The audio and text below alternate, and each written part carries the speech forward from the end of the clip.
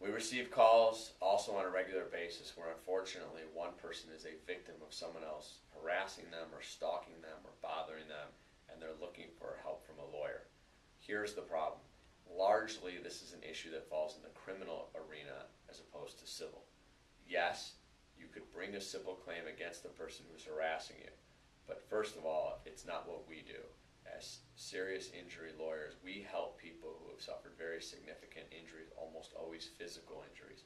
And as bad as harassment is, it usually doesn't cross over into the physical injury. And when it does, it usually, unfortunately, crosses over as an intentional act that would relate to the assault or battery that we talk about in another part on this site.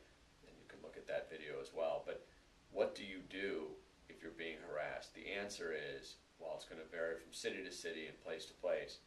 Get to the courts, get to the police. Let the criminal side of the law handle it as best they can.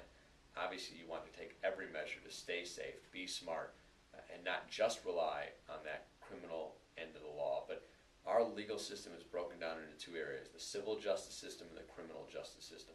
Sometimes they overlap, but when it comes to harassment, unless the person who's doing the harassing actually has enough money on their own to pay out of their pocket for what they've done, and unless you have a lot of evidence to show the harassment, you will usually be better off relying solely on the criminal justice system. And even if it's a very rare case where the damages are high enough, meaning the injury and what's happened to you is so significant that it's worth pursuing civilly, even if that's the case, you may well want to use the police and the courts to your advantage to try to stop the harassment or